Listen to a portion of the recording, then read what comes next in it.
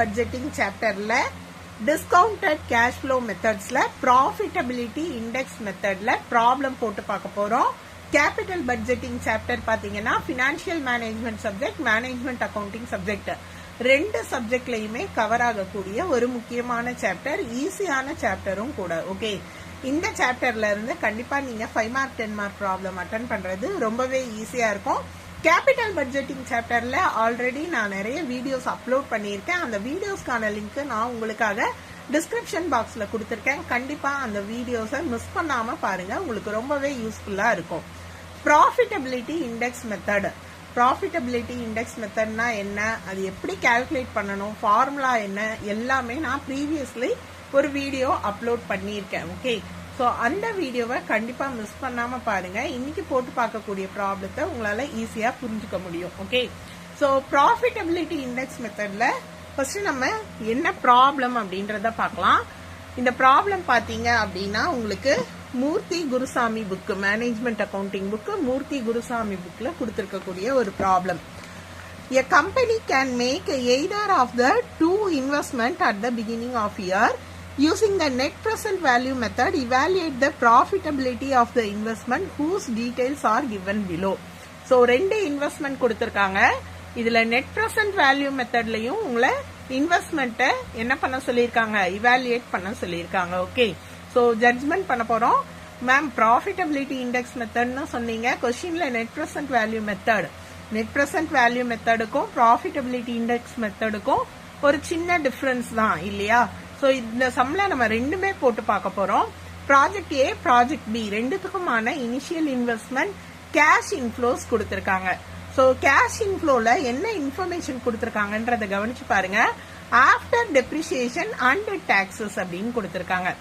After depreciation, after tax. Okay, உங்களுக்கு ஒரு விஷயத்த ஞாபகப்படுத்துறேன், நான் ஏற்கனவே போட்ட வீடியோல சொல்லியிருக்கேன். நம்ம ப்ராஃபிட்டபிலிட்டி இண்டெக்ஸ் மெத்தடுக்கும் சரி, நெட் பிரசன்ட் வேல்யூ மெத்தடுக்கும் சரி, எந்த இன்ஃப்ளோ கேஷ் இன்ஃப்ளோ யூஸ் பண்ணணும் அப்படின்னு பாத்தீங்கன்னா profit after tax before depreciation. நல்லா கவனிங்க, profit after tax before depreciation. ஓகேவா? ஆனா இங்க கொடுத்திருக்கிறது after depreciation after tax. Problem போடும்போது இன்னும் உங்களுக்கு தெளிவா புரியும். இப்ப பாத்தீங்கன்னா the life of each project is estimated to be 4 years னு கொடுத்திருக்காங்க. the cost of finance given to be 10%. the PV of ₹1 is to be received at the end of each year or 10% per annum. okay, so PV factor என்ன அப்படின்னு பாத்தீங்கன்னா 10% அப்படின்னு கொடுத்திருக்காங்க. so PV factorம் உங்களுக்கு கீழே கொடுத்தாங்க. கடைசியா பாருங்க, under the profitability index method what will be your recommendation in the above கேஸ்னு கேட்டிருக்காங்க. ஸோ நெட் பிரசன்ட் வேல்யூவும் கண்டுபிடிக்க சொல்லியிருக்காங்க, ப்ராஃபிட்டபிலிட்டி இண்டெக்ஸ் மெத்தட்லயும் உங்களை ப்ராப்ளம் போட சொல்லியிருக்காங்க. ஸோ ப்ராப்ளம் போடுறதுக்கு முந்தி நான் ஒரே ஒரு விஷயத்த மறுபடியும் உங்களுக்கு ஞாபகப்படுத்திடுறேன். இப்ப இந்த ப்ராஃபிட் நான் சொன்னேன் இல்லையா, கேஷ் இன்ஃப்ளோக்கு எதை யூஸ் பண்ணணும்னா profit after tax before depreciation. நீங்க ப்ராப்ளம் போடுறதுக்கு முந்தி இந்த இன்ஃபர்மேஷன் கொடுத்துருக்காங்களான்னு பாத்துக்கோங்க. அப்படி கொடுக்கல அப்படின்னா நல்லா ஞாபகம் வச்சுக்கோங்க, நீங்க EBIT EPS அனாலிசிஸ்ல ப்ரிப்பேர் பண்ண அதே ஸ்டேட்மெண்ட் தான். ஓகே, ஸோ நமக்கு பிசினஸ்ல ஆர்கனைசேஷன்ல கிடைக்கக்கூடிய ப்ராஃபிட் என்ன அப்படின்னு பாத்தீங்கன்னா profit before depreciation and tax ரெண்டுமே பிஃபோர் தான். ஓகேவா? அதாவது இன்னும் நம்ம டிப்ரிசியேஷனும் ப்ரொவைட் பண்ணல, டாக்ஸும் என்ன பண்ணல, பே பண்ணல. ஓகே, ஸோ இதுக்கு அடுத்து நம்ம என்ன பண்ணுவோம்னா அந்த ப்ராஃபிட்ல இருந்து டெப்ரிசியேஷனை மைனஸ் பண்ணுவோம். எப்பவுமே டெப்ரிசியேஷனை மைனஸ் பண்ணினா நமக்கு கிடைக்கக்கூடிய ப்ராஃபிட் என்னன்னு பாத்தீங்கன்னா, மைனஸ் பண்ணினால எந்த இன்ஃபர்மேஷனா இருந்தாலுமே மைனஸ் பண்ணிட்டா அதுக்கு பேரு ஆஃப்டர்.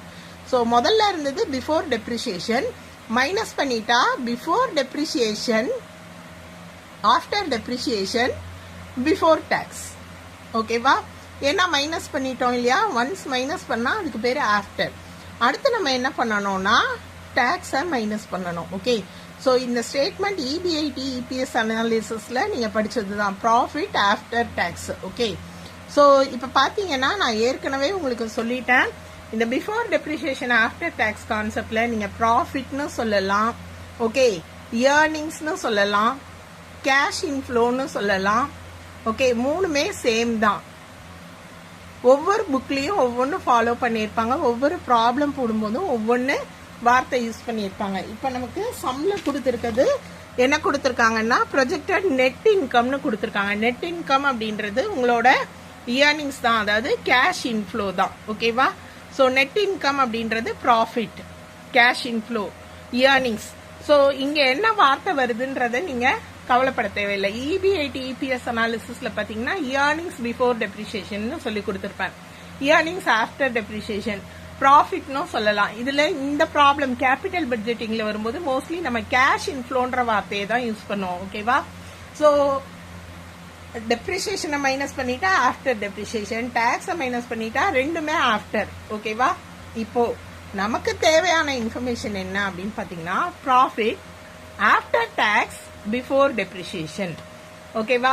ஸோ மேம் இதையே வச்சிருந்துருக்கலாமே, ஸ்ட்ரைட்டா டாக்ஸை லெஸ் பண்ணலாமே அப்படின்னா கிடையாது, நீங்க அந்த மாதிரி பண்ணக்கூடாது. ஓகே, ஸோ ப்ரொசீஜர் படி ஃபர்ஸ்ட் டெப்ரிசியேஷன் மைனஸ் ஆயிடணும், அதுக்கப்புறம் டாக்ஸை மைனஸ் பண்ணாதான் ப்ராஃபிட் ஆஃப்டர் டாக்ஸ். அப்ப பிஃபோர் கிடைக்கிறதுக்கு நம்ம என்ன பண்ணணும்? ஆஃப்டர் கிடைக்கிறதுக்கு மைனஸ் பண்றோம், பிஃபோர் கிடைக்கிறதுக்கு என்ன பண்ணணும்? ஆட் பண்ணணும், அவ்வளவுதான். ஸோ மறுபடியும் நீங்க என்ன பண்ணணும்னா டெப்ரிசியேஷனை ஆட் பண்ணிடணும். அப்படி ஆட் பண்ணினீங்கன்னா உங்களுக்கு கிடைக்கக்கூடியது தான் profit after tax before depreciation. ஓகேவா? After tax before depreciation. இந்த ஃபார்மேட்டை ஞாபகம் வச்சுட்டீங்க அப்படின்னா ஃபார்முலா ரொம்பவே ஈஸி. அண்ட் நெட் ப்ரெசன்ட் வேல்யூவோட ஃபார்முலாவை ஒரு தடவை ஞாபகம் வச்சிடுறேன் உங்களுக்கு. நெட் ப்ரெசன்ட் வேல்யூ அப்படின்னா present value of cash inflows minus present value of cash outflows. ஓகேவா? சோ இது net present valueக்கான ஃபார்முலா. அதே profitability index அப்படின்னா present value of cash inflows divided by, நல்லா ஞாபகம் வச்சுக்கோங்க, net present valueல மைனஸ் பண்ணுவோம், profitability index மெத்தட்ல present value of cash outflowவால டிவைட் பண்ணுவோம். அதனாலதான் ரெண்டுத்தையுமே ஒரே ப்ராப்ளத்துல கேட்டிருக்காங்க. இப்ப நம்ம அந்த ப்ராப்ளம் போடுவோமா? இந்த ஸ்டெப்ஸை ஞாபகம் வச்சுக்கோங்க, இந்த ஃபார்முலா ஞாபகம் வச்சுக்கோங்க, நம்ம ப்ராப்ளம் போட போறோம். இப்போ நம்ம நெட் பிரசன்ட் வேல்யூ கண்டுபிடிக்கலாம். நெட் பிரசன்ட் வேல்யூ கண்டுபிடிக்கிறதுக்கு உங்களுக்கு ஃபார்மேட் தெரியும். ப்ராப்ளம்ல கொடுத்திருக்க இன்ஃபர்மேஷன்ஸ் அப்படியே எழுத போறோம். அதாவது என்ன இயர், அந்த ப்ராஜெக்ட்ல என்ன கேஷ் இன்ஃப்ளோ. ஓகேவா? சோ இது வந்து ப்ராஜெக்ட் ஏக்கானது 1 2 3 4 5 4 இயர்ஸ் இருக்கு நமக்கு இன்ஃபர்மேஷன். ஓகேவா? So 4 year informations. என்ன இன்கம் அப்படின்னு பாத்தீங்கன்னா 2250 2250. ஸோ இதுல இருக்கிறத அப்படியே எடுத்து எழுதுறேன். இது ப்ராஜெக்ட் ஏக்கான இன்ஃபர்மேஷன். மேம் அதே கேஷ் இன்ஃப்ளோவை எழுதுறீங்களே அப்படின்னு கேக்குறீங்க இல்லையா? எஸ், அதே கேஷ் இன்ஃப்ளோவை எழுதுறேன். இது என்ன இன்கம் அப்படின்னு பாத்தீங்கன்னா ஆஃப்டர் டாக்ஸ் ஆஃப்டர் டெப்ரிசியேஷன் இல்லையா? ஸோ நான் இங்க என்ன பண்ண போறேன்னா இந்த ஸ்டேட்மெண்ட்லயே ஆஃப்டர் டாக்ஸ் பிஃபோர் டெப்ரிசியேஷனை கண்டுபிடிக்க போறேன். ஓகே, எப்படி கண்டுபிடிக்கணும் அப்படின்னா நான் சொன்னேன் இல்லையா, இப்போ ஸ்டெப் இதுல எந்த இன்ஃபர்மேஷன் வேணும்னா உங்களுக்கு ப்ராப்ளம்ல கொடுத்துருக்கலாம். நமக்கு கொடுத்துருக்க இன்ஃபர்மேஷன் என்னன்னா ஆஃப்டர் டாக்ஸ் ஆஃப்டர் டெப்ரிசியேஷன். அப்ப நம்ம என்ன பண்ணணும்? டெப்ரிசியேஷனை ஆட் பண்ணிடணும். என்ன பண்ணணும்? டெப்ரிசியேஷனை ஆட் பண்ணிடணும். அப்ப டெப்ரிசியேஷனுக்கு என்ன இன்ஃபர்மேஷன் கொடுத்துருக்காங்க ப்ராப்ளம்லன்னு பாத்தீங்கன்னா life of the project is 4 years அப்படின்னு கொடுத்திருக்காங்க. டெப்ரிசியேஷன் கண்டுபிடிக்கிறதுக்கு ஃபார்முலா என்ன அப்படின்றத ஞாபகப்படுத்துறேன். டெப்ரிசியேஷன் அப்படின்னு பாத்தீங்கன்னா cost of the project or cost of the investment divided by minus scrap value. Scrap value இருந்தா மைனஸ் பண்ணணும். Divided by estimated life. இதுதான் டெப்ரிசியேஷனுக்குரிய ஃபார்முலா. ஓகே, சோ இப்ப காஸ்ட் ஆஃப் த ப்ராஜெக்ட் என்ன அப்படின்னு பாருங்க. Cost of the initial investment 7000. ஓகேவா? So 7000 scrap value நமக்கு கொடுக்கல. எஸ்டிமேட்டட் லைஃப் என்ன கொடுத்திருந்தாங்கன்னு பாத்தீங்கன்னா 4 இயர்ஸ். ஸோ 7000 டிவைடட் பை 4 அப்படின்னு போடுறேன் நான். எவ்வளவு நமக்கு டெப்ரிசியேஷன் கிடைக்குது அப்படின்னு பாத்தீங்கன்னா 1750 ருபீஸ் கிடைக்குது. ஓகேவா? இதுதான் டெப்ரிசியேஷன் அமௌண்ட். ஸோ இப்ப நமக்கு கொடுத்திருக்க ப்ராஃபிட் ஆஃப்டர் டாக்ஸ் இந்த இன்ஃபர்மேஷன்ல டெப்ரிசியேஷனை நம்ம ஆட் பண்ண போறோம். அதாவது 1750. ஓகேவா? இதை நம்ம ஆட் பண்ண போறோம். ஸோ எல்லா இயருக்குமே சேம் டெப்ரிசியேஷன் தான். அதை நான் இங்க போட்டுடுறேன். போட்டுட்டு நான் இப்ப ஆட் பண்றேன் 2250 பிளஸ் 1750. ஓகே, ஸோ ஆட் பண்ணினா 4000 கிடைக்குது. அடுத்ததுலையுமே சேம் அமௌண்ட் தான் இல்லையா, ஸோ 4000 எடுத்து எழுதுறேன். 1250 1750 ஆட் பண்ணினா 3000 கிடைக்கும். 250 1750 2000 கிடைக்கும். ஓகே, ஸோ இப்போ நீங்க பிவி ஃபேக்டர் எடுத்து எழுதிக்கோங்க. ஓகே, ஸோ ப்ராப்ளம்ல என்ன இன்ஃபர்மேஷன் கொடுத்துருக்காங்களோ அதுக்கேற்ற மாதிரி தான் நீங்க ஸ்டெப்பு போட முடியும். இங்க பாத்தீங்கன்னா நமக்கு இந்த இன்ஃபர்மேஷன் இருந்தது, ஸோ டெப்ரிசியேஷனை ஆட் பண்ணிட்டோம். இதுக்கப்புறம் தான் நம்ம பிவி ஃபேக்டரால மல்டிப்ளை பண்ணணும். பிவி ஃபேக்டர் 4 இயர்ஸ்க்கு கொடுத்துருக்காங்க. இதை நான் எடுத்து எழுதிடுறேன். 0.91, 0.83, 0.75, 0.68. ஸோ நெட் ப்ரெசன்ட் வேல்யூ கண்டுபிடிக்கிறது ஈஸி இல்லையா? கேஷ் இன்ஃப்ளோவை என்ன பண்ணணும், பிவி ஃபேக்டரால நம்ம மல்டிப்ளை பண்ணணும், அவ்வளவுதான். இந்த கேஷ் இன்ஃப்ளோ கண்டுபிடிக்கிறது ஸ்டெப்ஸை மட்டும் ஞாபகம் வச்சுக்கோங்க. அடுத்து ப்ரெசன்ட் வேல்யூ இப்போ மல்டிப்ளை பண்றேன். 3640, 4000 into 0.91, 4000 into 0.83, 3320, 3000 into 0.75, 2250, 2000 into 0.68, 1360. Okay, so present value கண்டுபிடிச்சோம். இப்போ total present value of cash inflows கண்டுபிடிக்கணும். Okay, present value of cash inflows total பண்ணா நமக்கு என்ன அமௌண்ட் கிடைக்குது அப்படின்னு பார்த்தீங்கன்னா 10,570 கிடைக்குது. ஸோ நெட் ப்ரெசன்ட் வேல்யூ கண்டுபிடிக்கிறதுக்கு என்ன ஃபார்முலா அப்படின்னு சொன்னேன் இல்லையா? என்ன formula? Net present value of cash inflow minus present value of cash outflow. Cash அவுட்ஃப்ளோன்றது என்னது? நம்மளோட ப்ராஜெக்ட்ல இருக்க இன்வெஸ்ட்மெண்ட் தான் அவுட்ஃப்ளோ. 7000 பணம் வெளியில போகுது இல்லையா, 7000. ஸோ இந்த அமௌண்ட்ல இருந்து 7000 மைனஸ் கேஷ் அவுட்ஃப்ளோ மைனஸ் பண்ணீங்கன்னா நமக்கு நெட் ப்ரெசன்ட் வேல்யூ கிடைக்கும். ஓகே, ஸோ 3570 இது வந்து நெட் ப்ரெசன்ட் வேல்யூ. ஓகே, இது ப்ராஜெக்ட் ஏவோட நெட் ப்ரெசன்ட் வேல்யூ. இப்போவே நீங்கள் என்ன கண்டுபிடிச்சிடணும்னா ப்ராஜெக்ட் ஏ கூறிய ப்ராஃபிட்டபிலிட்டி இண்டெக்ஸ் என்ன அப்படின்றதையும் கண்டுபிடிச்சிடுங்க. ஓகேவா?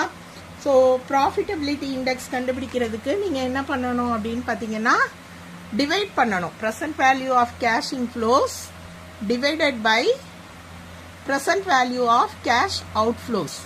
இதுதான் ப்ராஃபிட்டபிலிட்டி இண்டெக்ஸ். ஓகேவா? ஸோ 10,570 என்னது? Present value of cash inflow.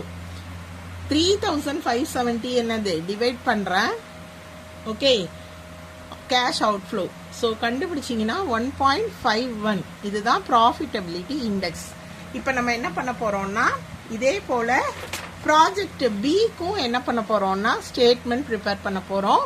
So project பிலையும் நான் இயர் எடுத்து எழுதிடுறேன். ப்ராஜெக்ட் பிக்கும் என்ன கொடுத்துருக்காங்க? நெட் இன்கம் அதே மாதிரி தான் கொடுத்துருக்காங்க. அதாவது ஆஃப்டர் டேக்ஸ் ஆஃப்டர் டெப்ரிசியேஷன் தான் கொடுத்துருக்காங்க. ஓகேவா? ஸோ நம்ம என்ன பண்ணணும் அப்படின்னு பார்த்தீங்கன்னா டெப்ரிசியேஷனை திருப்பி ஆட் பண்ணிக்கணும். ஓகே, ஸோ ப்ராப்ளம்ல நீங்க கண்டுபிடிக்க வேண்டிய ஒரே விஷயம் இந்த ப்ராஃபிட் எந்த ஸ்டேஜ்ல இருக்கு, கொடுத்துருக்க இன்ஃபர்மேஷன், அதுக்கு அடுத்த ஸ்டெப்ஸை நீங்க ஃபாலோ பண்ணணும், அவ்வளவுதான். ஸோ அடுத்து கண்டுபிடிச்சதுக்கு அப்புறம் இங்க நமக்கு ஆட் பண்ண உடனே கேஷ் இன்ஃப்ளோஸ் கிடைக்கும். ஓகே, ஸோ கேஷ் இன்ஃப்ளோன்றது after tax before depreciation. So இந்த ஸ்டெப்பு பிஃபோர் டெப்ரிசியேஷன் கிடைச்சிடும் நமக்கு. அடுத்து நம்ம என்ன பண்ணணும்? பிவி ஃபேக்டரால மல்டிப்ளை பண்ணணும். பிவி ஃபேக்டர் 10%க்கு கொடுத்துருக்காங்க. இப்போ நான் ப்ராப்ளத்தில் இருக்கக்கூடிய ப்ராஜெக்ட் பியோட இன்ஃபர்மேஷன் எழுதுறேன். எல்லாத்துலேயுமே 1625 தான் அமௌண்ட். ஓகேவா? ஸோ மொத்தம் 4 இயர் 1625 எடுத்து எழுதிக்கிறேன் நான். எழுதியாச்சா? ஸோ இப்போ நம்ம டெப்ரிசியேஷன். ஸோ டெப்ரிசியேஷன் பார்த்தீங்கன்னா ஃபார்முலா தெரியும் இல்லையா? Cost of the machine minus scrap value divided by estimated life.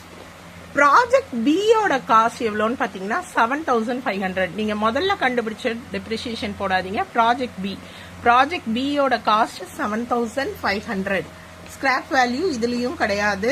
So estimated life வந்து ப்ராஜெக்ட் 2 ப்ராஜெக்ட்டுக்குமே 4 இயர்ஸ் தான் கொடுத்துருக்காங்க. ஸோ டிவைடட் பை 4 அப்படின்னு போடுறேன். Okay, so 7500 divided by 4, depreciation 1875 rupees. Okay, so இப்போ நான் அந்த டெப்ரிசியேஷன் 1875 என்ன பண்ணணும்?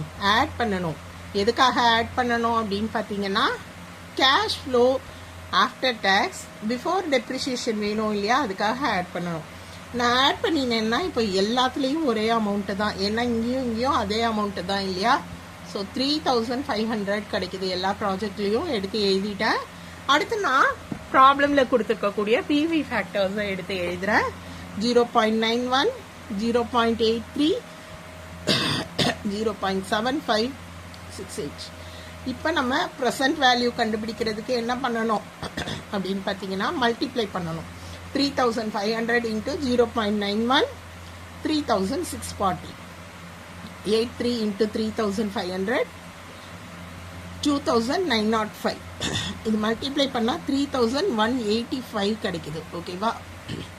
அடுத்து 0.75 இதை மல்டிப்ளை பண்ணுங்க. 2625, 2380. இது ரெண்டையும் மல்டிப்ளை பண்ணியிருக்கேன். ஓகேவா. ஸோ இப்போ நம்ம டோட்டல் கண்டுபிடிக்கலாம். 11,095. இது total present value of cash inflows. Total present value of cash inflows.